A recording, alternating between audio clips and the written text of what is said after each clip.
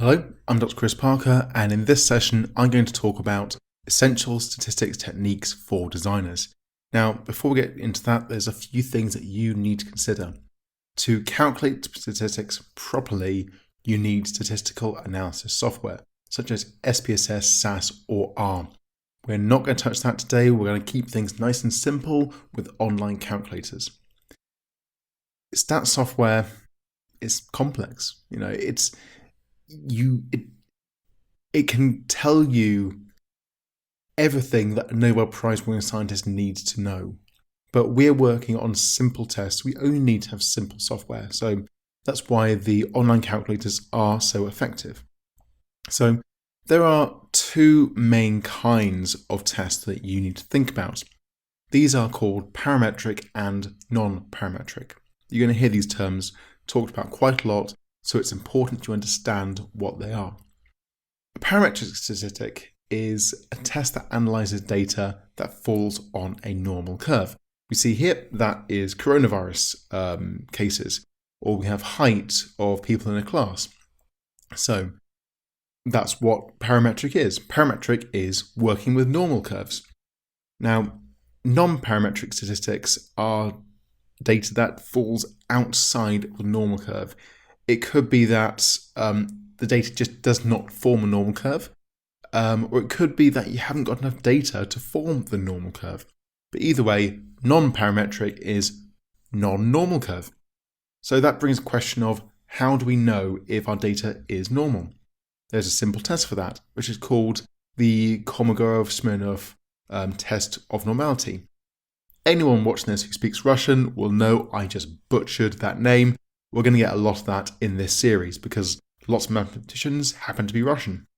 So, in the Kolmogorov-Smirnoff test, if your test is non-significant, so greater than 0.05, your data is normal and you use parametrics.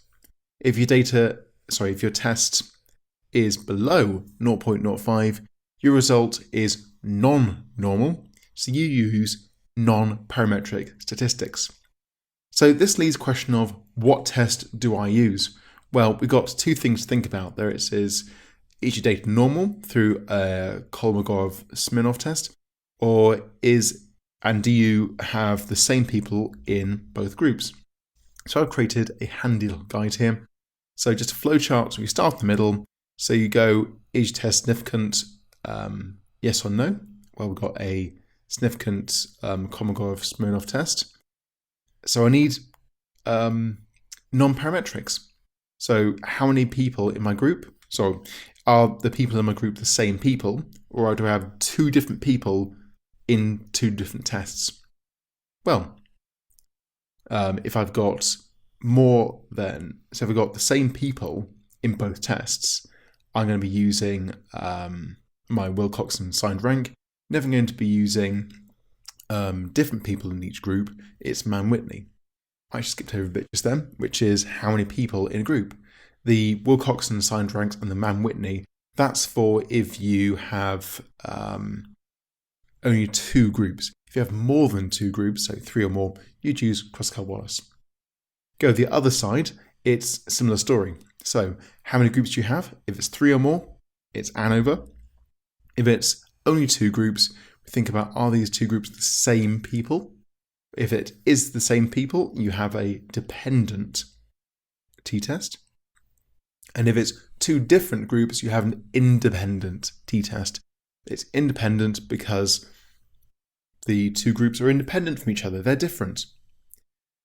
You'll see here that the independent t-test and the Mann-Whitney u-test are equivalent. So you'd use it in the same way. The t-test with a dependent mean and the Wilcoxon signed rank are equivalent. You'd use them in the same way.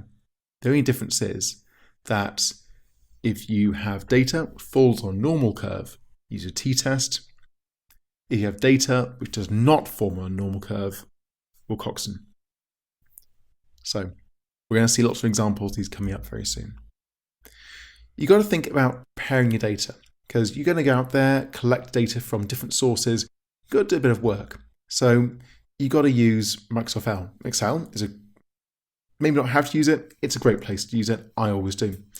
So you move all your data into Microsoft Excel. You may have data all over different surveys, bring them together in one place to analyze it easily. Generally, your data must have unique ID numbers, so you know which data relates to who. You need to have at least 2 groups, and you need to have at least one variable. So your groups is men, women, class 1, class 2, UK or Germany, whatever. It's something to group it, it's a category. And your variable is going to be a scale. So what's your weight? What's your height? What's your test score? You can use Likert scores, which is on a scale of 1 to 5 or 1 to 7, how do you rank something? That will count as well. But you need to have a numerical scale. Think of it like a ruler.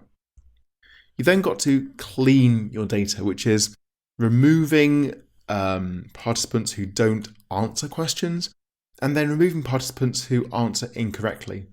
When you put a survey out online, someone's going to go through and tick one box all the way down just to get to the end because who knows what. You want to remove those people.